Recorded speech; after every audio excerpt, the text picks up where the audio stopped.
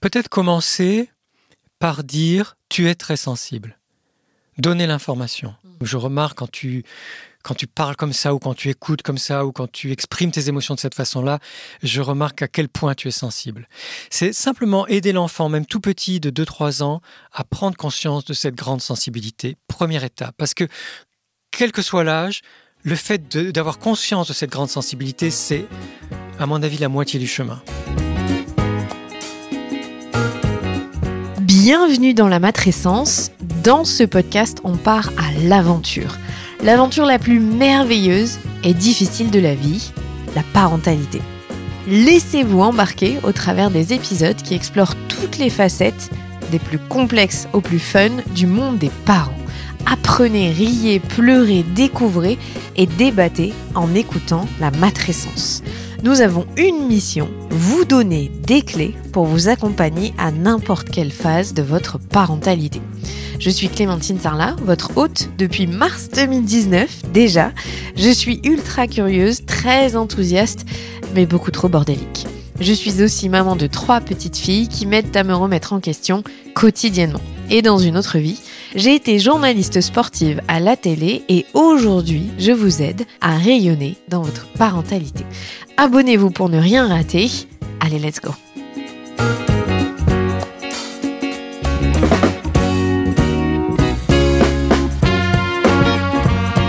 La haute sensibilité touche 25% de la population mondiale et être hautement sensible bouleverse votre façon de vivre. Ressentir tout de manière très forte, être épuisé par les stimuli ou ne pas être capable de filtrer son environnement peut être le quotidien des personnes hautement sensibles. Saverio Tomasella est l'un des spécialistes en France de la haute sensibilité. Il a co-créé l'Observatoire de la sensibilité avec Marie-France de Palacio en 2016. Depuis, il propage le message autour de ce tempérament qui caractérise les personnes plus sensibles que la moyenne. Alors comment définit-on la haute sensibilité? À quoi cela correspond concrètement? Que peut-on mettre en place pour se faciliter la vie? Que faire en tant que parent? Qu'est-ce qu'il se passe en nous quand la sensibilité fait partie de notre quotidien? Vous aurez réponse à toutes ces questions et bien plus encore dans cet épisode. Venez avec nous découvrir ce monde incroyable de la très grande sensibilité qui peut toucher les enfants comme les adultes. Je vous souhaite une très bonne écoute. Bonjour Saverio. Bonjour Clémentine. Je suis ravie de vous recevoir dans le podcast de la matrescence, surtout parce qu'on a eu beaucoup de mal à trouver une date. Entre vous qui habitez dans le nord de la France, moi à Bordeaux, on s'est rejoints à Paris, donc c'est parfait. Merci en tout cas. Merci à vous. Alors aujourd'hui, on va s'intéresser à un sujet qui est central parce qu'au final, il y a quand même un sacré nombre de gens dans le monde qui ressentent les choses différemment, qui ont une sensibilité différente. Mais d'abord, j'avais envie de vous demander pourquoi est-ce que vous vous êtes intéressé, vous, à la psychologie ? Alors, c'est une longue histoire parce qu'en fait, moi, au départ, je voulais être musicien. J'étais au lycée musical, à l'école primaire et au collège. Et à la fin du collège, donc le lycée musical, c'est comme sport-études. Le matin, on est à l'école et l'après-midi, tous les après-midi, on était au conservatoire. On faisait de la musique, du théâtre, du chant et certains de la danse. Et à la fin du collège, j'avais fini le cursus général du lycée musical et je pouvais donc me spécialiser pour devenir musicien. Sauf que mes parents étant des universitaires scientifiques, à la fin de la 3e, il dit non, tu vas en seconde C. Et donc, ils m'ont forcé à arrêter le lycée musical. J'ai continué la clarinette, mais je suis sorti de cet univers qui était le mien, la musique. Et je pensais vraiment que j'allais devenir musicien, que j'allais devenir clarinettiste. Et donc, j'ai vécu une dépression en seconde qui a été provoquée par ce deuil, par cette rupture, par ce projet qui s'est anéanti et qui a fait que je me suis posé des questions sur moi-même, sur ce que je ressentais, sur les difficultés de vivre, sur l'importance de son désir, de l'orientation qu'on choisit, etc., etc. Donc j'ai fini mes études scientifiques pour avoir un bac scientifique comme voulaient mes parents. Après, j'ai fait une classe préparatoire parce que mon père m'avait dit qu'il fallait que je fasse une classe préparatoire. Et un jour, j'ai craqué. Heureusement que j'avais continué la musique et le théâtre en parallèle. Et je me suis rendu compte qu'en fait, puisque je ne pouvais pas devenir musicien, mes parents continuant à me mettre des bâtons dans les roues quand je leur parlais de devenir musicien, je me suis dit, je vais être un musicien de l'inconscient. En terminale, j'avais beaucoup aimé la classe de philo, et notamment le Freud, la psychanalyse, les rêves, l'inconscient. Et je me suis dit, mais puisque je ne peux pas être un musicien de la réalité, je vais être un musicien de l'inconscient. Et c'est comme ça que je suis devenu psychanalyste. Ok. Et du coup, dans votre pratique, vous êtes intéressé à la sensibilité, la haute sensibilité. Pourquoi ce choix ? Alors, c'est lié à la même histoire, c'est qu'au conservatoire, tous les jours, mais vraiment sans exception, tous nos professeurs, là encore sans exception, nous disaient « ta sensibilité est belle, développe ta sensibilité, exprime ta sensibilité ». Ce discours-là, je l'ai entendu pendant une vingtaine d'années. Tous les professeurs le disaient à tout le monde. Et au contraire, à la maison, on me disait « tu es hypersensible, tu es trop sensible, tu es ci, tu es ça ». Et au collège aussi, j'étais harcelé parce que j'étais très sensible. Et donc, je me disais, c'est étonnant, puisqu'il y a un monde dans lequel je me sens bien, où on dit que la sensibilité est merveilleuse, et le reste du monde n'a pas compris. Et ils n'aiment pas la sensibilité, mais c'est qu'ils ont un problème. Donc très tôt, moi, je me suis rendu compte que ceux qui avaient un problème, c'était les personnes qui n'aimaient pas la sensibilité. Alors que dans le monde de la sensibilité, c'était merveilleux.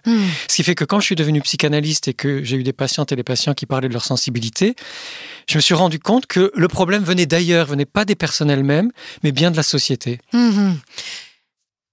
Moi, j'ai toujours entendu le mot hypersensible. Vous n'aimez pas cette définition-là. Est-ce que vous pouvez nous donner une définition et quel autre mot on peut utiliser donc ? Alors, déjà le choix des mots, puis après je vous donnerai la définition. Hypersensible et hypersensibilité, ce sont des mots qui appartiennent depuis 2 siècles au vocabulaire médical. Il y a des hypersensibilités de toutes sortes en médecine, et donc c'est pas possible d'utiliser ce mot-là pour désigner la sensibilité élevée ou la haute sensibilité qui concerne 30% de la population mondiale.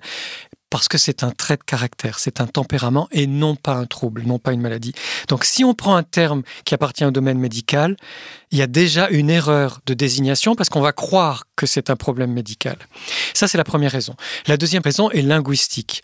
Il y a quelques années, quand j'ai créé l'Observatoire de la sensibilité avec Marie-France de Palacio, qui est prof de lettres, qui est professeure de lettres modernes et de linguistique, elle me disait, mais hyper, ça veut dire trop. Ça veut dire un excès. Donc surtout, n'employons pas ce mot-là, parce qu'on dit aux gens, je suis trop sensible, et donc j'ai un problème. Dans la langue française, il y a ultra sensible, qui veut simplement dire plus élevé, un degré plus élevé d'eux. Donc quand on parle d'ultra sensibilité, on dit une sensibilité plus élevée que la moyenne, ce qui est l'exacte définition de la haute sensibilité. En plus, on a la chance d'avoir des artistes qui, dès le 19e siècle, en francophonie, surtout France, Belgique et Suisse, se désignaient eux-mêmes comme ultra-sensibles pour expliquer qu'ils avaient une sensibilité supérieure à la moyenne. C'est-à-dire que dans la langue française, on a depuis plus de 150 ans, un mot très beau, ultra-sensible, ultra-sensibilité, qui désigne cette sensibilité élevée. Sinon, et c'est la tendance maintenant actuelle, il y a le mot anglo-saxon, high sensitivity, haute sensibilité. Et là, on a un grand avantage, c'est qu'il y a 2 mots. Haute ou grande ou forte sensibilité et sensibilité. Parce que dans la définition de la haute sensibilité, donc une sensibilité supérieure à la moyenne, Helen Aron, qui est la spécialiste américaine qui a créé le concept en 1996, dit bien, et toutes nos recherches depuis le confirment, qu'il ne s'agit pas d'une sensibilité différente. Il s'agit d'une sensibilité plus forte, plus intense. On est tous des êtres humains sensibles. Certains sont peu sensibles. Les pissenlits, qui représentent 31% de la population, disons 30% de la population, les tulipes qui sont moyennement sensibles, qui représentent à peu près 30 à 32% de la population, et les personnes hautement sensibles, ou les orchidées, je vous expliquerai pourquoi après, qui représentent à peu près 31% de la population. Alors, la définition. Allez-y. Donc, c'est une sensibilité supérieure à la moyenne. Le terme technique, le terme scientifique, c'est sensibilité au traitement sensoriel ou traitement sensoriel approfondi des informations. Qu'est-ce que ça veut dire ? Ça veut dire qu'au niveau du cerveau, nous avons, je dis nous parce que je le suis, je sais que vous aussi, nous avons le centre de tri, qui est le thalamus, qui fonctionne moins que chez les autres. Nous recevons sans cesse toutes les informations de l'environnement. Les informations sensorielles, émotionnelles, intuitives, cognitives et autres. Et comme nous n'avons pas de filtre, les gens le disent bien quand ils sont très sensibles, je n'ai pas de filtre, eh bien nous avons besoin de temps pour faire le traitement de cette information. Mais en plus, comme nous sommes des êtres sensibles, nous faisons un traitement sensoriel. Nous ne restons pas à un traitement intellectuel de l'information. Ça passe par notre incarnation, ça passe par notre corps et ça prend du temps et ça nous fatigue.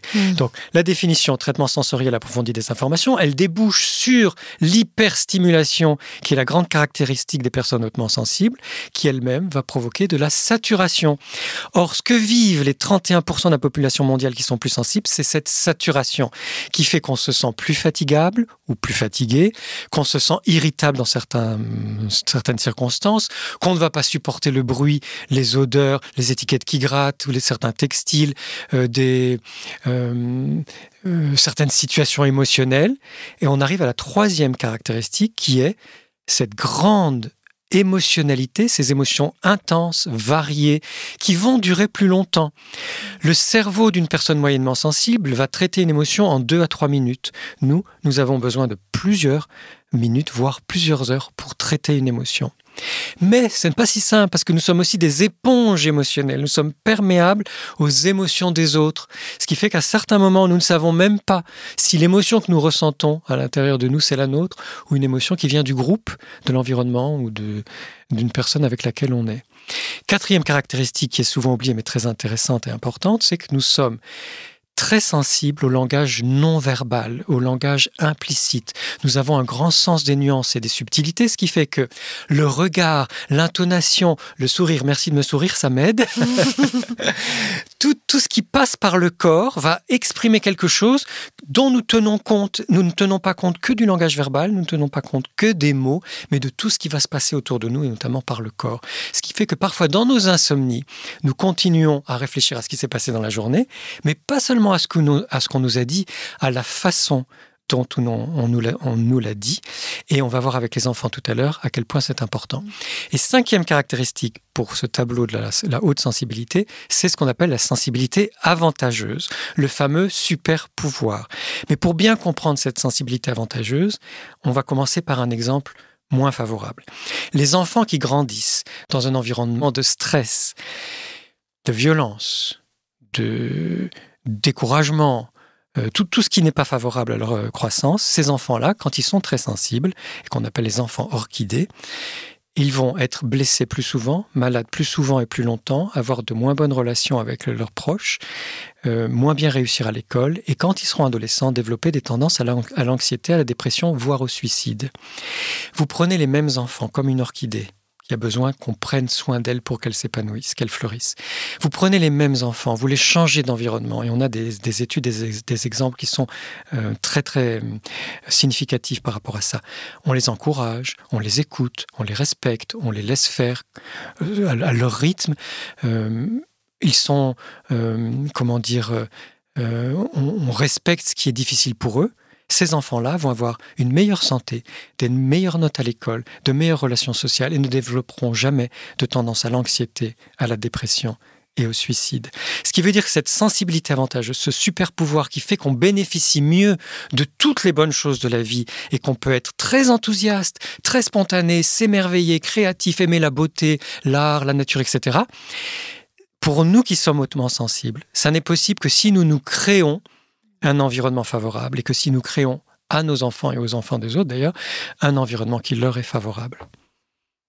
Votre définition, elle est hyper complète et je crois que parfois on stigmatise un peu la sensibilité à quelque chose de seulement émotionnel, de quelqu'un qui réagit trop fort ou qui va s'émouvoir trop facilement et pas forcément très bien vu dans notre société, mais on oublie surtout toute cette stimulation qu'on peut ressentir quand on est sensible au bruit, au toucher, aux matières, à l'art, vous l'avez dit, à la beauté même.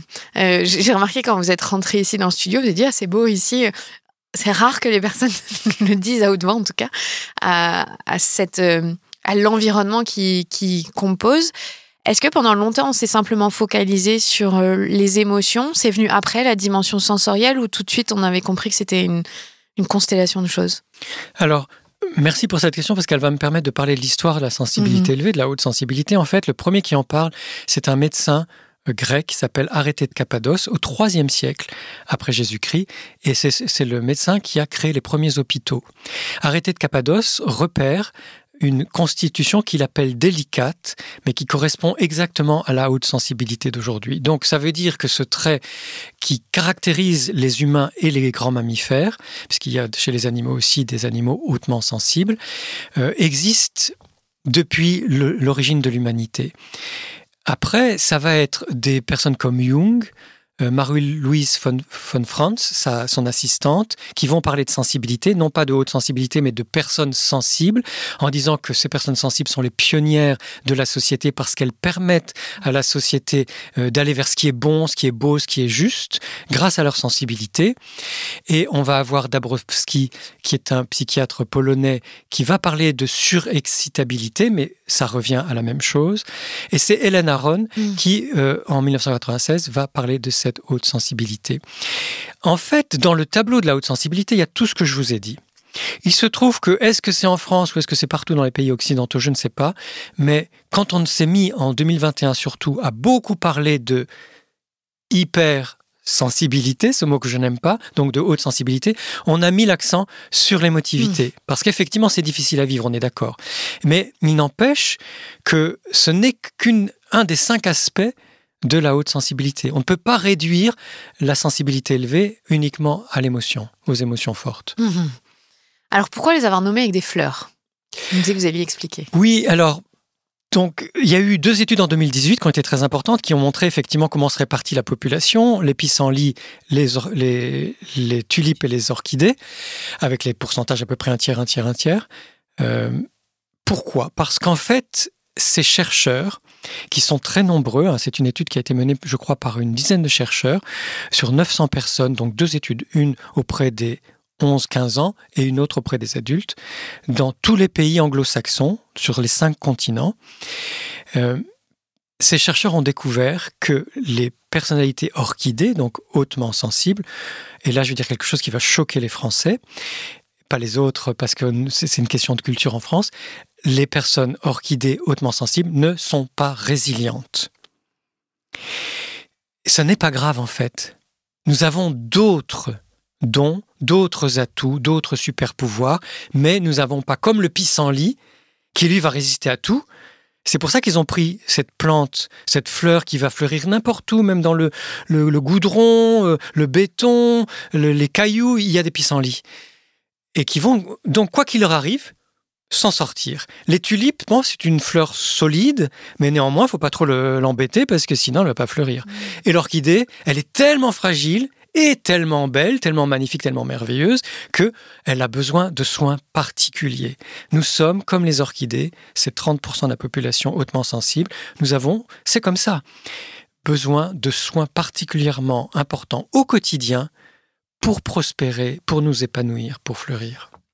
Donc, quand vous dites que les personnes qui sont hautement sensibles, donc qui font partie de la catégorie des orchidées, ne sont pas résilientes, c'est que si on les met dans un environnement qui va avoir tendance à les détruire, elles vont avoir beaucoup de mal à pouvoir s'épanouir malgré leurs circonstances difficiles. C'est ça, elles vont dépérir, et c'est pour ça qu'il y a des personnes qui se sentent affligés de cette haute sensibilité et qui croient, moi je le vois sur les réseaux sociaux, qui disent c'est un handicap. Non, c'est un boulet. Non, dans vos circonstances de vie, j'en suis désolé pour elles, mais dans leurs circonstances de vie, dans leur environnement, dans leurs conditions de vie, leur haute sensibilité ne peut pas s'épanouir.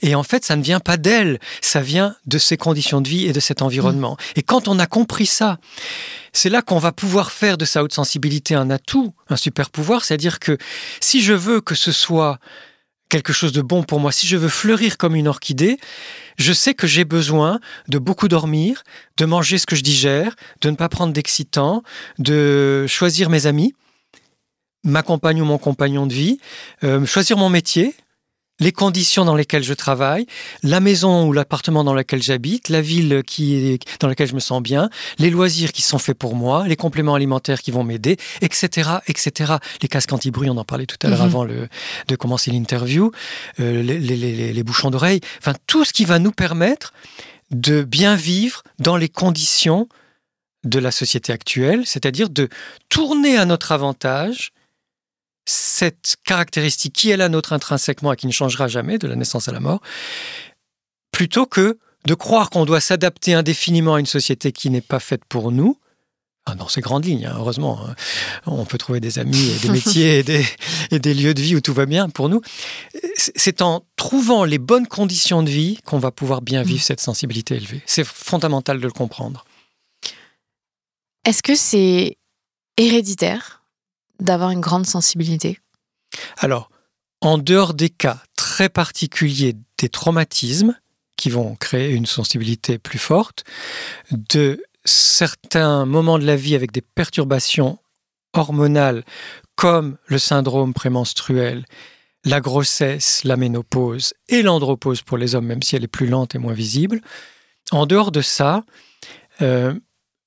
la haute sensibilité est héréditaire, mais au sens plein et complet du mot héréditaire. C'est-à-dire qu'il peut y avoir une part génétique, qui vient donc de notre ADN. Pour 40% des personnes hautement sensibles, il y a certains gènes qui sont un peu différents, notamment dans l'utilisation de nos neurotransmetteurs, la sérotonine surtout, la dopamine probablement, et qui fait que nous ne manquons pas de sérotonine, mais nous l'utilisons moins bien. Ça, c'est 40% des personnes hautement sensibles. Les autres, 60%, ça vient d'un héritage qui n'est pas génétique, qui est familial, qui est de quelle façon on vit la sensibilité dans ma famille, comment mes parents expriment leur sensibilité, leurs émotions, est-ce qu'ils l'accueillent bien ou pas. Et c'est valable dans les deux sens. Je vais prendre deux exemples extrêmes. Un enfant qui grandit dans une famille qui n'aime pas du tout les émotions va lui demander de réprimer ses émotions ou de ne pas exprimer sa créativité, son intuition, ses sensations, etc. Cet enfant, il va se poser des questions par rapport à la sensibilité parce qu'il sent bien qu'à l'intérieur de lui, il sent des choses. Et en gardant tout ça à l'intérieur de lui, il peut développer une sensibilité plus élevée que la moyenne parce qu'on l'a empêché d'exprimer sa sensibilité. Ça, c'est un cas de figure. Mais il y a aussi des familles très sensibles, des familles d'artistes, des familles créatives, des familles qui aiment bien les émotions et qui vont au contraire, dès la naissance ou même dès avant la naissance, avec l'aptonomie, on parle au bébé ou le bébé entend la musique dans la maison, etc. Ces familles-là vont stimuler toutes les formes de sensibilité de l'enfant, ses sensations, ses émotions, ses sentiments, ses intuitions, son imagination, sa créativité, l'expression de tout ça. Et ça va faire aussi des enfants plus sensibles que la moyenne. Donc on a compris qu'il y avait une petite partie pour certains de la génétique, que l'environnement joue un grand rôle là-dedans, que les traumatismes peuvent aussi en avoir et on vit tous plus ou moins des traumatismes à notre échelle. Vous dites qu'une personne qui a une haute sensibilité peut aussi s'épanouir si son environnement est adéquat. Est-ce que le métier qu'on choisit a une relation avec notre sensibilité ? Est-ce qu'on sait que les gens avec une haute sensibilité vont plus facilement aller vers tel ou tel métier ? Oui, les personnes qui ont une haute sensibilité et en sont conscientes, parce qu'on peut avoir une haute sensibilité et ne le découvrir que très tard dans la vie. Un jour, je participais à une émission à la radio et quelques jours après, j'ai reçu une lettre d'une dame de 96 ans qui m'a écrit en me disant: en vous écoutant, j'ai enfin compris qui je suis et que j'ai une haute sensibilité. Et ça éclaire toute ma vie. Maintenant, je comprends la relation avec mon mari. Je comprends certaines choses qui étaient difficiles et d'autres qui étaient fabuleuses. Donc, on peut découvrir très tard qu'on a une haute sensibilité. À partir du moment où on le découvre, avec votre podcast et toutes ces émissions, on souhaite que ce soit le plus tôt possible. Oui, on va choisir des métiers qui nous correspondent, comme des métiers artistiques, des métiers de communication, des métiers en relation avec la nature, avec l'enfance, ou alors des métiers solitaires, parce qu'il y a des personnes hautement sensibles qui préfèrent travailler chez elles, tranquilles à leur rythme. Ce qui veut dire qu'aujourd'hui, on sait qu'on peut même être comptable, ou ingénieur, ou médecin, en étant hautement sensible, à partir du moment où on crée une façon de vivre ce métier qui respecte notre haute sensibilité. Alors pour tous les auditrices et auditeurs qui nous écoutent, qui sont quasiment tous parents, savoir qu'on est hautement sensible et être parent, ça a quelles répercussions ? C'est un grand soulagement parce que... Alors déjà, avant de dire ça, j'ai été interviewé par une journaliste du Monde récemment qui me disait « Depuis que je suis maman, je suis beaucoup plus sensible ». Et alors, on a essayé de chercher ensemble à quoi ça correspondait. Et je lui disais, mais en fait, quand on est parent, j'ai 2 enfants qui sont grands maintenant, une fille et un garçon, qui sont très sensibles aussi. Quand on est parent, on a l'âge de ses enfants. C'est-à-dire, quand on a un bébé, on redevient bébé. On vit les choses comme un bébé. Et si on a plusieurs enfants, on va vivre des choses à différents âges. Donc, on a notre âge d'adulte, mais par mimétisme, par empathie, par engagement d'amour, on va dire pour nos enfants, on va vivre en symbiose avec eux, en syntonie, et ce qui fait qu'on va vivre les choses de leur âge. Et tout ça nous met à fleur de peau de toute façon. Quand on est parent, on est extrêmement touché par tout ce qui touche nos enfants. Si en plus on est déjà hautement sensible, vous imaginez le feu d'artifice émotionnel, cognitif, sensoriel qu'on vit jour après jour, nuit après nuit parfois, parce que tout ça chemine la nuit. Et ce qui fait qu'on va tout ressentir très fort dans son corps. N'oublions pas que la définition scientifique, c'est traitement sensoriel approfondi des informations. On ressent tout dans notre corps, que ce soit des émotions ou autre chose. Et c'est perturbant.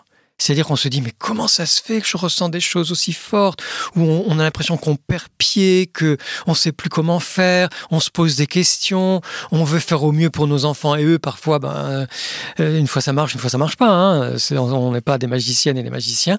Donc, on est forcément, quand on est parent, et surtout quand on est parent hautement sensible, on est forcément très perturbable. Et ne pas s'en vouloir d'être à ce point perturbé par tout ce qui arrive à nos enfants. Même nos enfants sont en joie, ils sont super contents, ils vont super bien, ça peut nous faire pleurer. Ça peut nous émouvoir à un point énorme où on regarde un dessin animé avec nos enfants, il y a une petite scène qui nous émeut, pof, on tombe, on fond en larmes. Notre sensibilité qui est déjà exacerbée va être encore plus intensifiée par la parentalité. C'est vrai que vous dites ça, je me souviens à ma première fille, il y a 7 ans, d'avoir ressenti une douleur physique qu'elle venait de ressentir. Un truc classique que les parents font malheureusement, je lui avais coincé la peau avec le clip du siège auto. Aïe. Sur la petite peau. Et je me souviens de me dire, mais comment c'est possible que je ressente sa douleur ça m'a paru fou d'avoir cette sensation-là comme elle, parce que j'étais vraiment face à elle et j'ai vu son visage se décomposer. Ce qui prouve à quel point nous sommes reliés à nos enfants. Clairement. Dans les bons comme dans les mauvais moments. Donc c'est très puissant. C'est plus facile quand ils vont bien. Je vous demandais aussi, ça a quelle répercussion cette sensibilité exacerbée quelque part quand on est parent, parce que le sommeil est perturbé, parce qu'on ne peut pas s'isoler du bruit comme on a envie, parce qu'on ne va pas forcément mieux manger dans ces moments-là, en tout cas dans l'intensité de la petite enfance. Est-ce que vos patients le disent, par exemple, que c'est plus dur pour eux à gérer dans cette période-là ? C'est plus dur, surtout quand les enfants sont petits et qu'ils dépendent beaucoup de nous. Quand ils deviennent plus autonomes, ça nous soulage aussi. Je pense qu'on a besoin d'énormément de compréhension, de compassion, d'indulgence avec soi-même, ce qui va permettre aussi plus de compréhension, de compassion et d'indulgence avec nos enfants, c'est-à-dire ne pas trop demander. Si aller à l'école est difficile, c'est aller à l'école qui va être important. C'est pas la façon dont l'enfant est habillé, c'est pas ce qu'il ou elle aura mangé. C'est-à-dire baisser le niveau d'exigence et se dire qu'est-ce qui est fondamental, c'est que ma fille ou mon fils soit à l'heure à l'école. Donc sur quoi je cède ? J'avais comme ça une maman qui était très sensible mais qui supportait pas que son fils, elle avait 2 garçons et un de ses fils ne voulait pas prendre de bain ou de douche. Et j'ai mis longtemps à lui faire comprendre que s'il se douchait une fois par semaine, c'était très bien. Les enfants ne sont pas des adultes, ils ne transpirent pas comme des adultes. Donc un enfant qui se lave une fois par semaine, ça peut nous paraître insensé à nous adultes, mais pour un enfant, ça peut être très bien. Et son fils, en fait, c'est ça, il avait besoin de son bain hebdomadaire, et le reste du temps, il voulait jouer, faire d'autres choses. Et tout s'est bien passé à partir du moment où elle a lâché une exigence qui était dans sa tête, qui était dans ses repères à elle, ses critères, et qui n'étaient pas ceux de son enfant. Donc, qu'est-ce qui est important pour eux ? Qu'ils dorment bien, qu'ils soient dans de bonnes relations avec nous, qu'ils aient une bonne relation à l'école. Rappelons-nous que Françoise Dolto disait à l'école, ce qui est important, c'est pas les notes, ce sont les relations et les amis. Moi, j'ai toujours dit ça à mes enfants, qui ont très bien réussi leurs études. J'aurais toujours dit, c'est pas les notes que vous amenez à la maison qui comptent, c'est est-ce que tu as des amis à l'école? Est-ce que tu t'entends bien avec eux? Est-ce que tu joues bien avec eux tous les jours? Et en fait, tout le reste suit.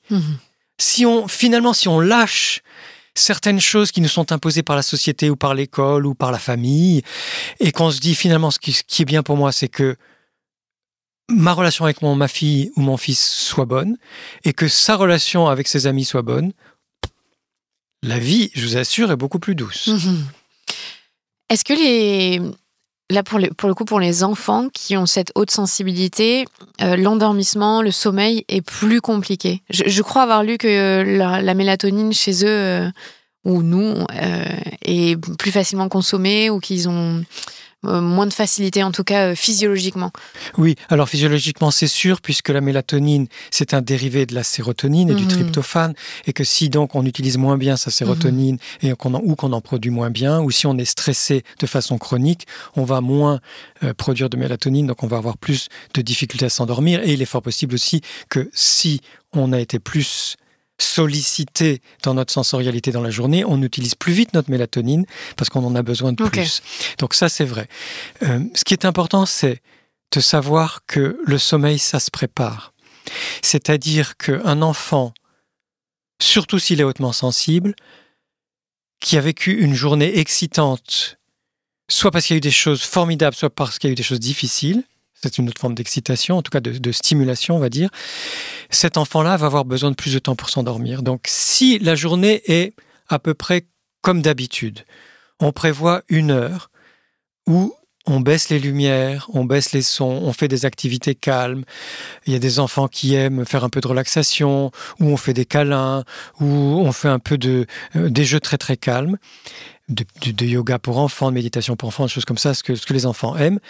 Et ça va les aider petit à petit à aller au lit, et une fois qu'ils sont dans le lit, à s'endormir. S'ils restent dans cette stimulation jusqu'au moment de se glisser sous les draps, ça va pas être possible quand ils seront dans le lit, parce qu'ils seront survoltés. Et si la journée a été particulièrement forte, dans un sens comme dans un autre, on a besoin de 2 heures de préparation. C'est beaucoup. On va lire des histoires, on peut être aller se promener, même faire simplement le tour du jardin quand on a un jardin, ou le tour du quartier quand on n'a pas de jardin. Des petits mouvements, il y a du qigong, des mouvements de qigong très simples, des petites chansons, des comptines, des berceuses, etc. Ce temps-là, il va être gagné en fait. On croit que ça va nous prendre beaucoup de temps, mais une fois qu'ils seront au lit, ils seront vraiment bien au lit, ils vont s'endormir. Donc préparons le sommeil de nos enfants par des activités. Une espèce comme une veilleuse qui baisserait son intensité. Et ben pour notre niveau d'énergie, c'est pareil. On a besoin d'aider nos enfants à baisser de plus en plus le niveau d'intensité dans leur corps. J'ai une de mes filles qui, je pense, a cette qualité d'être hautement sensible. Elle, quand elle rentre de l'école, elle a besoin d'un temps sur le canapé, seule, avec un casque anti-bruit potentiellement, mais en tout cas avec aucune stimulation, et d'avoir cette bulle. Il n'y a que depuis que j'ai compris qu'elle a besoin de ça que ça se passe mieux après, qu'il y a moins de crises. Par exemple, elle va nous dire, quand on vient la chercher, elle veut pas qu'on aille chercher ses autres sœurs. Elle veut tout de suite, aller à la maison et être tranquille. Ça l'oppresse d'aller les chercher. Bon, on peut pas toujours le faire, évidemment, hein. Mais ça, c'est une caractéristique, par exemple, d'un enfant qui ressentirait ça. Tout à fait, parce que les enfants comme les adultes, mais surtout les enfants qui n'ont pas, comme on se le disait avant l'interview, nous adultes, nous avons quelques outils, quelques habitudes qui nous permettent de réguler ce que nous ressentons et ce que nous vivons. Les enfants n'ont pas encore ces outils-là, ces capacités-là. Donc, ils ont besoin... Nous avons tous besoin, quand nous sommes hautement sensibles, de faire des pauses. Mais les enfants particulièrement. Donc le casque anti-bruit, c'est une excellente idée. Un lieu refuge ou un coin calme, on appelle ça comme on veut, qui peut être le lit, mais qui peut être une tente dans la chambre, ou qui peut être une salle de jeu, ou qui peut être un coin du jardin. Chacun voit comment c'est possible chez soi.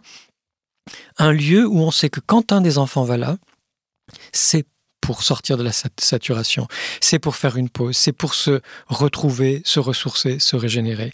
Et que généralement, les enfants qui ont une intuition très sûre, ils vont dans ce coin refuge ou dans ce coin calme, ce lieu, etc. Ils y vont le temps nécessaire pour leur ressourcement. Ils vont y rester 5 minutes, 10 minutes. Quand ils en sortent d'eux-mêmes, ça veut dire qu'ils sont sortis de la saturation. Ce n'est pas à nous adultes, et il y a des écoles dans lesquelles il y a des coins refuges, ce n'est pas l'adulte à dire maintenant tu sors de là parce que tu t'es assez reposé. Non, c'est l'enfant qui sent dans son corps, de façon très intuitive, hein, et pas besoin de se poser de questions, si il ou elle est reposé ou pas. Donc ça, c'est une excellente idée. Et c'est vrai que si on respecte les temps de pause de l'enfant dans la journée, il aura ou elle aura moins besoin de ce décrescendo du soir avant de dormir. Alors si on est un parent là, et qu'on écoute et qu'on se pose la question, est-ce que mon enfant potentiellement a ce super pouvoir, par exemple, qu'est-ce qu'on doit observer? Qu'est-ce qui pourrait nous faire dire que notre enfant ressent les choses plus intensément? Alors, on va reprendre les 5 grandes caractéristiques scientifiques parce que je crois que c'est comme ça qu'on est sûr de bien repérer qu'un enfant est hautement sensible. Le traitement sensoriel approfondi des informations fait que l'enfant est très observateur, a le sens du détail, est minutieux ou minutieuse. Un regard particulier? Oui, un regard particulier, va beaucoup écouter, va parfois douter, et ça peut mener au perfectionnisme.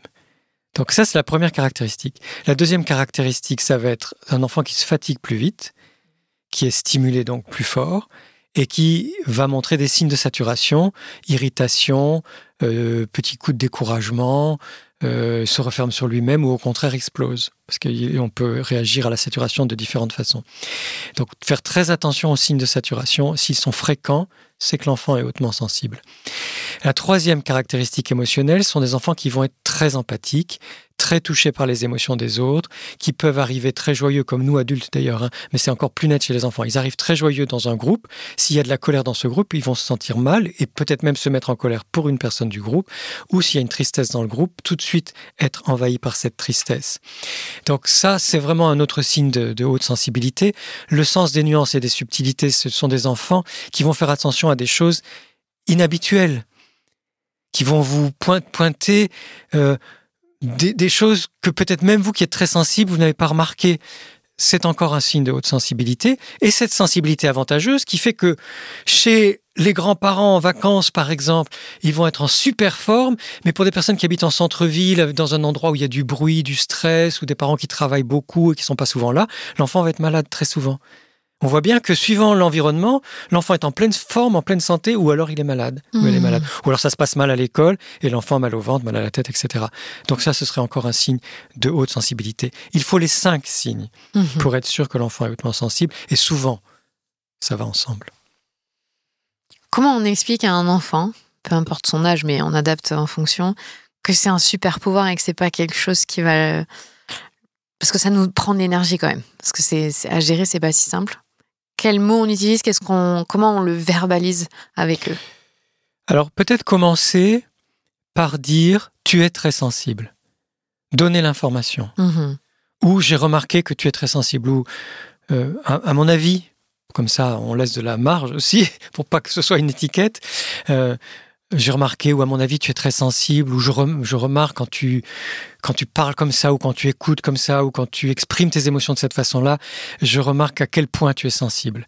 C'est simplement aider l'enfant, même tout petit, de 2-3 ans, à prendre conscience de cette grande sensibilité. Première étape. Parce que, quel que soit l'âge, le fait d'avoir conscience de cette grande sensibilité, c'est, à mon avis, la moitié du chemin. Après, on la valorise, cette sensibilité. On va dire... Oh, comme j'aime ta sensibilité. Donc, si maman ou papa aime ma sensibilité, c'est qu'elle est bien. Ta sensibilité est belle.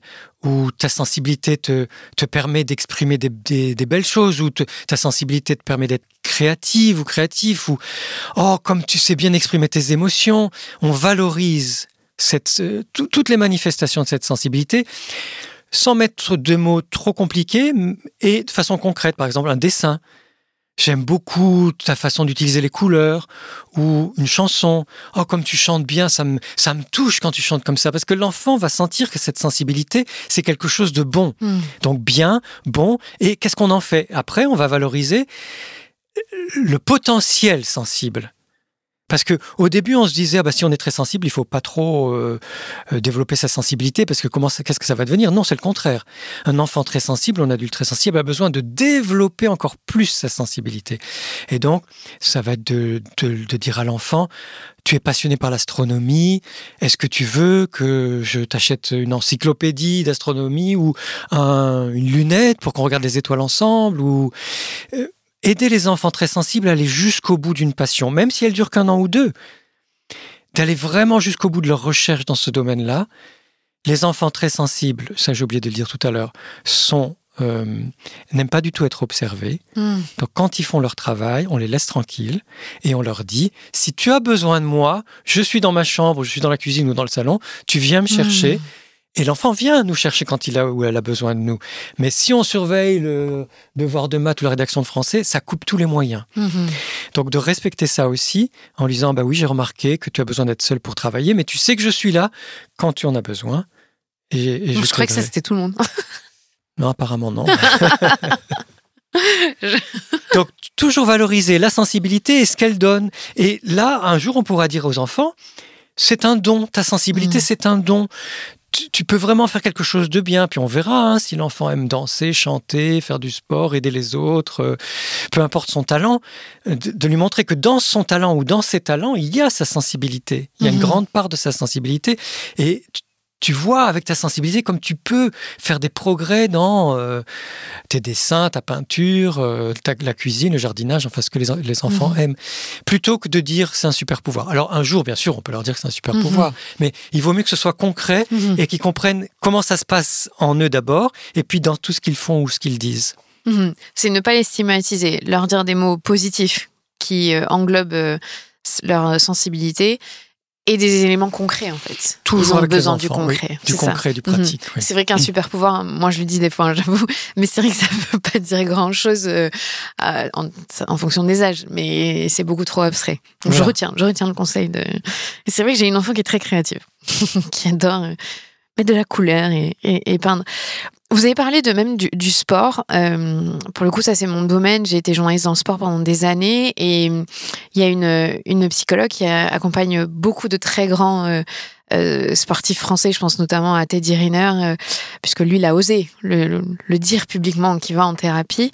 Et elle explique que 50% des sportifs seraient hautement sensibles. Et ça m'a toujours interpellée parce que en fonction du sport qu'ils pratiquent, évidemment, on valorise plus la force, l'endurance, la résilience, le combat, des choses assez dures. Est-ce que vous aussi, vous constatez qu'au final, les sportifs de haut niveau ont cette sensibilité-là en eux ? Alors, je vais extrapoler, je pense que toutes les pratiques de haut niveau attirent les personnes hautement sensibles. Toutes les pratiques de haut niveau, donc le sport, la cuisine, l'art, toutes les pratiques de haut niveau, ou les astronautes, ceux qui partent dans l'espace, ou ceux qui font le tour du monde, toutes ces pratiques de haut niveau attirent les personnes hautement sensibles parce que c'est une façon d'aller très très très loin dans la recherche de quelque chose, dans l'aboutissement, l'accomplissement d'une passion. Le perfectionnisme. Oui, ce fameux perfectionnisme, et puis probablement, puisqu'on dit que les personnes hautement sensibles sont aussi des light workers, des artisans de lumière, c'est ce qu'on dit en Amérique du Nord, c'est-à-dire, je pense qu'il y a un goût au-delà des religions, ça peut être lié à une religion, pourquoi pas, mais ce n'est pas forcément lié à une religion, il y a comme une forme de mysticisme par rapport à la nature, par rapport à l'agilité pour les sportifs. Comment j'utilise mon corps, ou les danseuses et les danseurs, les musiciens, les musiciennes, etc. Il y a quelque chose un désir de dépassement de soi qui permet justement d'exprimer ce super pouvoir, d'exprimer cette grande intensité de la sensibilité. Et aussi peut-être le fait de récupérer l'énergie des gens, par exemple des sportifs ou sportives qui performent devant un public venu en nombre qui leur transmet quelque chose et que ça les galvanise, ça, ce serait aussi une capacité de notre sensibilité à récupérer cette énergie-là. Alors, à la récupérer, se transcender. Oui, c'est ça, à la récupérer, mais aussi la sentir. C'est-à-dire à pouvoir être porté par cette énergie du public, parce que là, il y a quelque chose de l'ordre d'une fusion avec le public. Il y a des moments de grâce dans le sport, où on vit tous ensemble, y compris autant les personnes qui sont dans les gradins que les entraîneurs dans les coulisses ou sur les bords du stade ou dans le stade. Tout le monde vit quelque chose d'extrêmement puissant et je pense que ça galvanise tout le monde et c'est un des moteurs des sportifs de haut niveau. Ça m'a toujours étonné cette stat parce que je me dis ça va à l'inverse, en tout cas dans le sport. Je parle pas de la musique et en tout cas certains sports très étiquetés masculins où on ne parle pas d'émotions. Il y a en fait une grande partie d'eux qui le sont. Alors, oui, et j'en profite pour dire qu'il y a autant d'hommes que de femmes qui sont hautement sensibles, autant de garçons que de filles. C'est très très important. Et donc peut-être que ces hommes qui sont hautement sensibles mais qui n'osent pas le dire parce que certains sports sont encore machistes, eh bien ils vont vivre leur haute sensibilité à travers cette finesse de perception, ce sens des subtilités dans leur art sportif, dans leur façon de vivre leur métier, leur sport, et qu'ils n'ont pas besoin d'en parler, ils le vivent et ça se voit.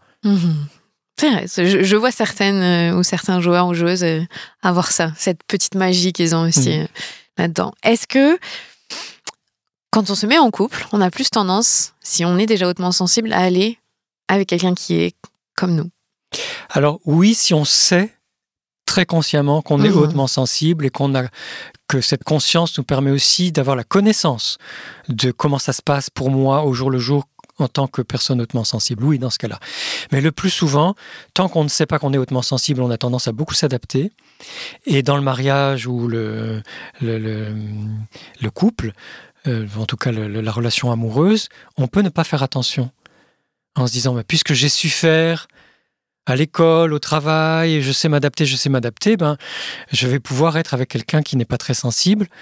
Alors ça peut fonctionner, mais parfois non, parce que c'est très difficile. En revanche, dès qu'on a cette connaissance de sa haute sensibilité, on va faire très attention à qui on choisit. Vous avez un peu répondu à cette question, mais est-ce qu'on doit se protéger quand on est hautement sensible ? Alors, ça fait plus de 25 ans que je cherche dans ce domaine. Au début, j'avais tendance à dire oui. Et je le dis de moins en moins parce que ça ne me semble plus nécessaire. Autant pour moi que pour les autres. C'est-à-dire que peut-être il y a un moment où on a besoin de se protéger pour être sûr de soi, regagner confiance en soi ou gagner confiance en soi par rapport à cette haute sensibilité, bien connaître comment on est dans telle ou telle situation. Et puis il arrive un moment où ça fait tellement partie de soi que ce n'est pas se protéger qui est important, c'est rayonner. En fait, si je rayonne ma sensibilité, déjà, les personnes qui ne sont pas du tout intéressées par la sensibilité ne vont pas venir à moi. Ça fait un tri naturel. Au contraire, des personnes intéressées par la sensibilité vont venir à moi. Et en plus, c'est comme indirectement une protection naturelle quand on rayonne. C'est-à-dire, voilà, la bulle est là, la bulle de lumière est autour de nous parce qu'on rayonne généreusement de notre sensibilité. Ce qui fait que non, aujourd'hui, je ne dirais pas qu'on a besoin de se protéger. En revanche, on a besoin de protéger son environnement, en tout cas de le choisir pour pouvoir s'épanouir au mieux. Oui, et là, je dirais, même si ça semble peu ultra sensible, mais ça peut l'être, de défendre bec et ongle son environnement. Si on doit mettre de l'énergie quelque part, c'est vraiment nos conditions de vie. Moi, je travaille comme ça. Voilà mon rythme, voilà ce que je mange, voilà ce que je ne mange pas, voilà ce que je bois. Mon sommeil, je le protège. Mes vacances, c'est tel endroit ou tel type d'endroit pour vraiment me ressourcer. J'ai besoin une fois par mois, par exemple, je vais marcher tous les jours. J'en ai absolument besoin. Je fais de la gymnastique le matin, du qigong le soir. J'en ai absolument besoin. Et il n'y a pas un jour où je ne fais pas ça. En plus de ce que je bois, ce que je mange et du sommeil que je protège. J'arrête mon téléphone portable à 19h30. Avant, je l'arrêtais à 20h. Maintenant, c'est 19h30 parce que je sais que j'ai vraiment besoin de ça pour être bien. Avec mon compagnon, donc je suis paxé avec un homme qui est styliste et couturier. Tout le début de la relation, j'ai dû lui expliquer que si on avait des discussions, ça n'était pas le soir. Après 17h, 18h, je ne peux plus, parce que sinon je vais gamberger toute la nuit. Donc les discussions importantes, on les fait le matin ou en début d'après-midi. Mais une fois que l'autre a compris, ça se passe très bien. C'est pas très pratique quand on a des jeunes enfants, parce que notre temps de parole est limité. C'est vrai. Des fois, on n'a plus de possibilités le soir, quand on est tous à bout. Bon, en tout cas, ça, c'est un exemple personnel, mais chacun trouve ce qui est bon pour lui.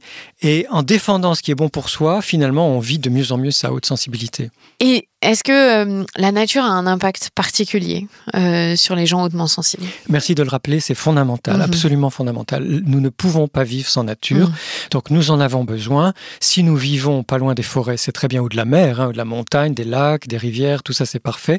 Quand nous vivons en ville, c'est important de trouver des parcs ou des jardins qui nous plaisent et d'y aller très régulièrement, de passer du temps. Sachez aussi que marcher pieds nus sur l'herbe ou sur la terre, ça ressource formidablement, et donc à un moment ou un autre, on enlève ses chaussettes et ses chaussures, ses chaussures et ses chaussettes, et on marche un peu pieds nus dans l'eau, sur le sable, la terre, l'herbe, etc. Mais la nature est fondamentale pour nous, les animaux aussi. On peut avoir des animaux de compagnie, mais sinon on peut regarder, écouter les oiseaux, ou regarder des documentaires animaliers. En tout cas, on a vraiment besoin d'être très proche de la nature. Est-ce qu'il y a des outils concrets qui aident les personnes hautement sensibles, ou c'est vraiment l'environnement, la nature, le sommeil, ou est-ce qu'il y a d'autres choses qui peuvent améliorer l'expérience de vie ? Oui, alors, tout ce qu'on a dit déjà, c'est beaucoup. Si on arrive à le mettre en place, c'est fabuleux. Nous vivons dans une société qui va très vite, qui nous bombarde d'informations et qui, depuis 2019, est assez morose.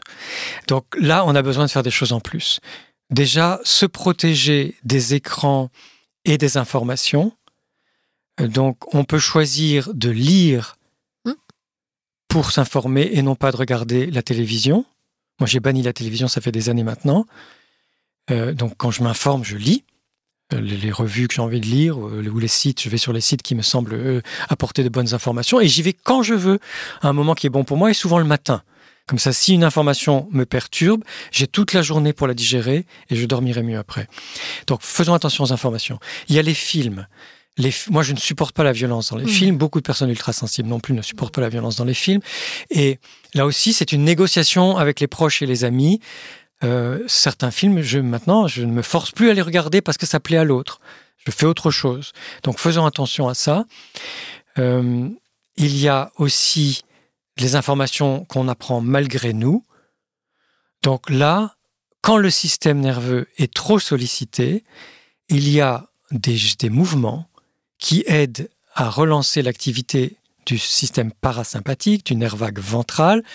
Alors, puisqu'on va nous voir, je vais en montrer un. Donc, on approche l'oreille droite de l'épaule droite, et avec les yeux, on va regarder à l'opposé, vers le plafond à gauche. On reste 6 bonnes respirations comme ça. Plus si on en sent qu'on en a besoin, on revient au centre, et on fait la même chose de l'autre côté.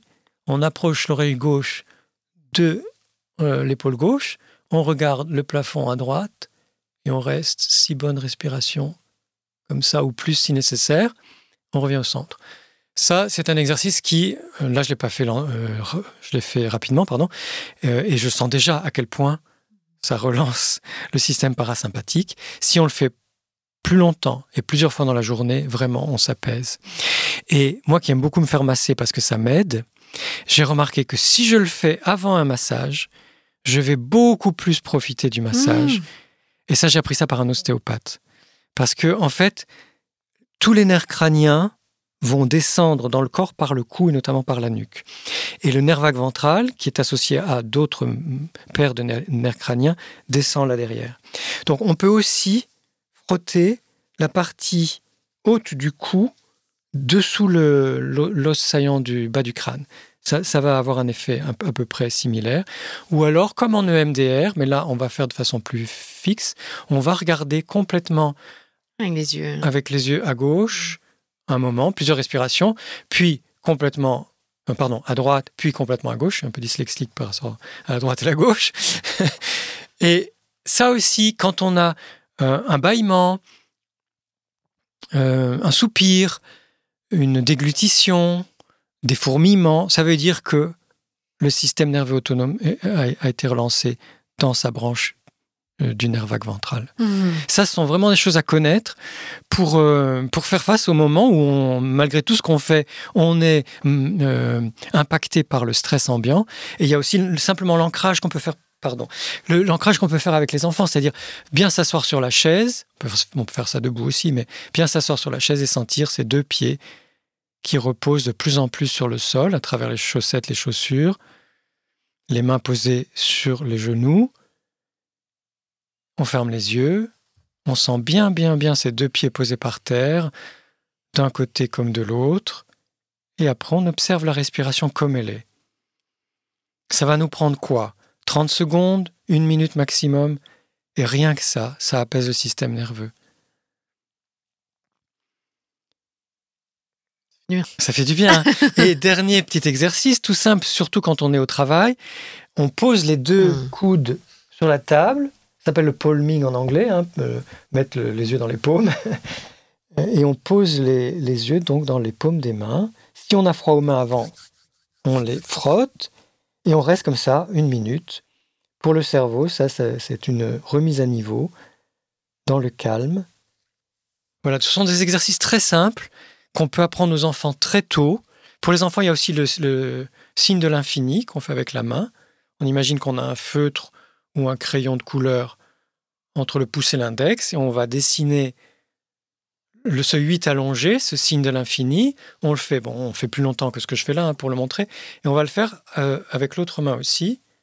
Et on repasse chaque fois bien au centre parce que ça donne au cerveau l'information que je me recentre. Voilà, ça, les enfants adorent le faire. On peut leur faire sur une feuille d'abord, et après, dans le vide devant soi. Et après, on leur fait faire les yeux fermés, parce que ce sont encore d'autres sensations et ça calme encore plus. Vous voyez, ce sont des exercices extrêmement simples. On les met dans sa boîte à outils et on les ressort quand on a besoin, soit pour soi, soit pour ses enfants. Vous l'avez dit, depuis 2019, c'est compliqué, la situation actuelle. C'est compliqué parce que c'est exacerbé par l'accès à l'information qu'on a via les réseaux sociaux aujourd'hui. C'est plus difficile d'être hautement sensible en 2024-2025 que ça ne l'a été avant ? Alors, oui et non. C'est plus difficile parce que le monde est dans une phase de chaos. Et pour nous rassurer, c'est important de savoir que les phases de chaos ne durent pas toujours. C'est un cycle. Il y a un moment où on va sortir de ce chaos au niveau national, au niveau mondial. Et voilà, et on sera grandi par tout ce qu'on aura appris pendant cette phase de chaos. Donc c'est pour qu'on voit aussi ce chaos comme une traversée initiatique et non pas comme une fatalité de quelque chose de terrible. C'est dur, c'est vraiment rude, difficile, mais nous apprenons pendant ces années de chaos beaucoup de choses, de ressources humaines qui vont nous permettre de mieux vivre après. Donc c'est vrai que c'est très dur pour les personnes hautement sensibles parce que nous sommes particulièrement impactés. En même temps, comme nous parlons de la haute sensibilité depuis 1996, ça fera 30 ans l'année prochaine. C'est beaucoup 30 ans, ça fait une génération. Je pense que nous sommes mieux armés, mieux équipés, mieux préparés pour vivre ce chaos et que finalement, les personnes hautement sensibles, je le vois dans ma pratique, je le vois autour de moi, je le vois quand je donne des conférences, les personnes hautement sensibles s'en sortent pas si mal que ça dans ce chaos. Alors bien sûr, on a besoin de se protéger. Alors on disait pas se protéger des autres, mais se protéger, comme je l'ai dit, de ne pas regarder les informations à la télévision, de ne pas être sans arrêt sur les réseaux sociaux, de se recentrer sur les choses qu'on aime, ce dont on a besoin, écouter ses besoins, ce qui serait finalement se préserver, s'écouter. Mais en dehors de ça, je trouve que ce super pouvoir de la haute sensibilité, c'est ce don qu'est cette haute sensibilité, ce trésor, nous permet de nous en sortir finalement plutôt bien dans cette phase de chaos. Aujourd'hui, il y a une grande inquiétude avec le changement climatique. Est-ce que ça aussi, ça a un impact très fort pour les personnes orchidées, puisque c'est en lien avec la nature, c'est en lien avec la vie, avec cette sensibilité qui nous caractérise ? Oui, justement, nous, en tant qu'orchidées, nous avons besoin de préserver notre environnement naturel pour pouvoir fleurir et nous épanouir dans un environnement de qualité.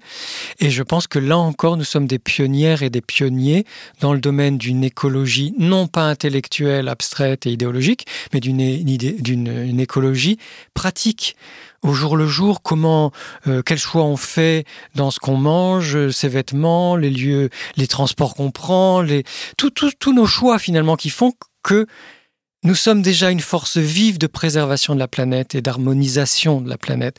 Ce qui fait que si les autres parties de la population sont un peu en retard sur nous par rapport à cet engagement en faveur de la nature, nous sommes des gardiennes et des gardiens de la Terre, de l'eau, de l'air, etc., du vivant sur la Terre. Nous sommes la locomotive d'une transformation sociale qui de toute façon aura lieu parce que celles et ceux qui ne suivront pas ce chemin d'harmonisation de la nature vont dépérir. C'est la vie dont nous sommes. Finalement, nous sommes des gardiennes et des gardiens de la vie. Mais ça peut générer beaucoup d'anxiété et de stress. Dans les moments où nous sommes face à des informations angoissantes, et il y en a régulièrement, mais c'est tout. Sinon, le reste du temps, moi je crois que quand on est dans une démarche active, engagée en faveur de la nature, on voit bien tous les fruits que ça porte pour soi, pour ses enfants, pour ses proches, pour ses amis. Ça fait tache d'huile. Et la façon dont on vit mieux dans nos appartements ou nos maisons quand on fait certaines choses. Les voisins aussi se rendent compte ou quand on prend soin de soi. Donc, il y a tellement de preuves probantes que prendre soin de la nature et de soi et de ses proches, ça porte ses fruits, que je pense que c'est plus fort que nos moments d'angoisse quand il y a des mauvaises nouvelles. On n'a pas trop parlé de cet aspect-là, mais dans notre environnement, dans notre chez nous, est-ce que la sursaturation, le fait qu'il y a du bazar, le fait qu'il y a trop de choses, ça a un impact sur notre bien-être ? Oui. Et quand on est très sensible, on y est justement sensible. Donc c'est important que dans une famille, chacun puisse ranger ses affaires à sa façon. Parce qu'on n'a pas forcément la même façon de ranger les affaires ou de les utiliser. C'est un peu compliqué, mais bon, c'est de laisser chacun avoir son rangement, parce que dans le rangement, il y a des repères, et dans les repères, il y a mon esprit est tranquille de ce côté-là pour pouvoir se consacrer à l'essentiel. Donc il y a ça. Après, il y a avoir des plantes vertes chez soi, si on veut des animaux, des fleurs, les couleurs qu'on aime. On sait que les couleurs, ça fait beaucoup de bien. On a trop longtemps été dans la mode du gris et du noir. Bon, pourquoi pas, mais il y a aussi toutes les autres couleurs qui font du bien.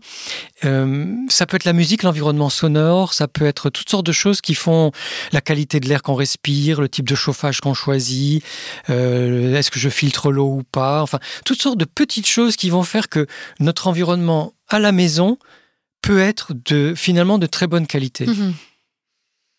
C'est vrai que tout ce dont vous parlez, je le fais chez moi. Bon, je suis bordélique, mais faire attention à la qualité de l'eau, le goût de l'eau, j'ai vraiment du mal. Et même des marques de bouteilles d'eau. Je sais qu'aujourd'hui, on évite le plus possible les plastiques, mais c'est vrai, il y a des eaux que j'aime pas. Alors qu'il y en a pour qui ça n'a aucun... Ça change rien. Peu importe d'où elle vient, c'est de l'eau. On fait tout ça, on fait quand même sans s'en rendre compte. On a adapté au final. On fait son choix, on fait son tri. Oui. Ouais, c'est marrant, je voyais pas comme ça de faire ça chez moi. La lumière aussi, la luminosité. Bien sûr. Pardon. Et dernièrement, j'entendais à quel point certaines personnes hautement sensibles ont besoin petit à petit le soir de baisser l'intensité de la lumière pour pouvoir se préparer à dormir. Des adultes. Donc, je pense que, en fait, notre sensibilité est tellement merveilleuse qu'elle nous donne toutes les informations dont nous avons besoin pour bien vivre. Et plus nous sommes à l'écoute de notre sensibilité, plus nous allons pouvoir ajuster au quotidien ce qui est bon pour nous, ce qui nous correspond, ce qui nous fait du bien, ce qui nous aide, ce qui nous supporte, ce qui nous soutient. On a aussi comment on peut ressentir la température extérieure aussi. Même à 1,5 degré près, ou la moitié d'un degré, on se sent pas bien. Ça aussi, c'est très bien sûr. Commun chez les... Bien sûr.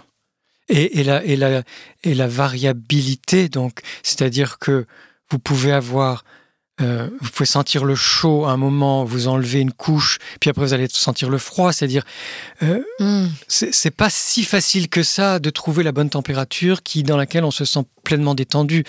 Et plutôt que de se dire oh là là je suis compliqué ou alors pourquoi je suis pas comme les autres, c'est je suis comme ça, je suis un baromètre extrêmement sensible. Marie-France de Palacio, c'est la première à m'avoir fait remarquer en 2016 qu'elle sentait venir les changements de saison très très à l'avance. Elle sent quelque chose dans l'air. Et depuis qu'elle me l'a dit, eh bien, je me rends compte que moi aussi, et que probablement vous qui m'écoutez, vous allez vous dire, ah ben oui, c'est vrai, je sens que tel changement de temps à tel moment, ça indique que la saison prochaine est en train d'arriver. Or, il se trouve que les Asiatiques, et notamment les Chinois, ils fêtent la saison 6 semaines avant nous. Ils fêtent le début de la saison et non pas l'acmé de la saison, l'apogée de la saison. Donc, par exemple, l'hiver pour les Asiatiques a commencé le 12 novembre. Et si vous faites... Ça paraît logique. Bah oui, si vous faites attention, exactement. Et pour eux, le début du printemps, ce sera en février. Ben ouais, moi, le début du printemps, c'est début mars, quoi. C'est ça, c'est quand on rentre les oiseaux et les bourgeons qui arrivent. Même mi-février, vous avez déjà des fleurs. Oui, en fonction d'où on vit, clairement, il y a déjà ça. Oui, même nous, chez nous, à Bordeaux, en janvier, on a déjà des fleurs jaunes, j'ai oublié. Le mimosa. Le mimosa, tout à fait, on en a partout. C'est vrai. C'est marrant parce que, en parlant avec vous pendant 1 heure, je crois qu'on peut ne pas remarquer qu'on est hautement sensible. Moi, j'ai eu la sensation que je ne l'étais pas jusqu'à ce que je fasse des tests et que je m'intéresse à tout ça. Je disais, mais non, je ne suis pas. Et c'est ma psychologue qui disait, moi, je pense que vous êtes hypersensible. Et j'avais même lu des livres, certains que vous avez écrits, d'autres ou des BD, où je dis mais non, c'est pas moi, je me reconnais pas. J'étais dans un petit peu un déni, et puis là, en parlant, je me rends compte que je le savais. Pourquoi est-ce qu'on peut avoir ce rapport-là à se dire non, je suis pas comme ça au final? Alors, déjà, je veux simplement signaler que dans la BD qui s'appelle Ultra Sensible, parue chez Vuibert, parce que c'est grâce à Vuibert que nous nous sommes rencontrés, il y a un test à la fin qui permet, un des derniers tests qui a été fait par l'Observatoire de la sensibilité et qui permet d'évaluer sa sensibilité et de trouver si on est hautement sensible ou pas. Donc ça, c'est pour les personnes qui auraient besoin d'un test. La BD s'appelle Ultra Sensible. Mais sinon, moi, je crois que j'ai été longtemps comme vous, parce que je ne voulais pas d'une dénomination. Je voulais vivre ma sensibilité, que je sentais très forte. Je voulais vivre ma sensibilité à ma façon, sans être dans une catégorie. Et donc, j'ai beaucoup résisté à me dire je suis hautement sensible. Bon, puis un jour, je me suis dit, finalement, oui, je suis hautement sensible. Donc, c'est un chemin possible où ce qui me semble être le plus important, c'est quelle est ma sensibilité, parce que nous sommes tous singuliers et singuliers. Même si nous avons une haute sensibilité, nous sommes différentes et différents. Et c'est vrai que alors votre BD, c'est drôle, elle se déroule au Québec. L'image que j'ai de cette BD, c'est les magnifiques couleurs de l'automne, c'est cette nature qui est partout. C'est aussi des Québécois qui sont plus ouverts que nous sur ces questions-là, qui ont moins de réticence à parler des émotions. Et on suit ce duo de mère-fille qui se révèle à elle-même au final en miroir. Et je trouve que c'est intéressant. J'aime bien le choix d'avoir écrit ça avec une artiste qui est québécoise du coup. Non, elle est en Savoie. Ah oui, mais vous avez choisi quand même la place du Québec. Moi, j'adore le Québec, j'adore les Canadiens, et pour toutes les raisons que vous avez évoquées. Oui, mais c'est vrai qu'on le ressent dans la BD de le lire. Et ces couleurs de l'automne, moi, c'est quelque chose qui m'a toujours fascinée, qui je trouve incroyable. C'est pour ça que j'ai beaucoup aimé la BD, parce qu'on les voit bien. Et ça me fait simplement penser dans cette BD que souvent, on peut découvrir qu'on est hautement sensible parce qu'on a vu quelqu'un d'autre en parler, c'est ça? Tout à fait. On entre par cette porte-là. Oui, je pense que c'est la porte par laquelle c'est le plus facile d'y entrer, parce que c'est humain, parce que c'est vécu, parce que c'est de l'ordre de l'expérience. Sinon, pour beaucoup de personnes, ça va rester abstrait. Qu'est-ce que c'est que ce truc-là? Alors que, bon, là, c'est la mère et la fille, mais ça pourrait être une collègue avec une autre collègue ou 2 amis, ou peu importe. Et en plus, elles n'ont pas la même façon de vivre leur haute sensibilité. L'une est introvertie, la mère, et l'autre est extravertie, la fille. C'est pour ça que ça explose entre elles, parce qu'elles sont très différentes dans leur façon de vivre leur haute sensibilité. Et pourtant, c'est ensemble qu'elles vont découvrir, et surtout la fille qui va aider sa mère à découvrir, à accepter, connaître et accepter leur haute sensibilité. Je pense que on passe beaucoup par les autres. On a besoin. Nous sommes des êtres de relation avant tout. Moi, je trouve que c'est une très belle conclusion. C'est vrai. Et je pense qu'il y en a qui vont écouter en se disant je suis curieuse ou curieux pour mon enfant, et au final se dire c'était peut-être moi. Exactement. Exactement. Souvent, quand on se dit mon enfant est hautement sensible, c'est qu'on l'est soi-même. C'est une façon de le découvrir. Plus douce. Plus douce, exactement. Merci beaucoup, Saverio. Merci vraiment. Clémentine. C'était un très bon moment. Merci. Vous venez d'écouter un nouvel épisode de la Matrescence. Merci infiniment pour votre soutien. Si vous voulez découvrir de nouvelles pépites, n'hésitez pas à aller sur le site www.lamatrescence.fr. Vous pouvez également vous abonner à la newsletter qui sort tous les vendredis. Rendez-vous également sur le site pour pouvoir vous inscrire. Ensuite, vous devez vous abonner sur votre plateforme d'écoute pour pouvoir recevoir les notifications. C'est ce qui fait grandir ce podcast. Merci infiniment et continuez de partager ce savoir autour de vous. Je sais que c'est comme ça que beaucoup des auditrices et des auditeurs ont découvert ce podcast. Alors un grand merci. Prenez soin de vous. À la semaine prochaine.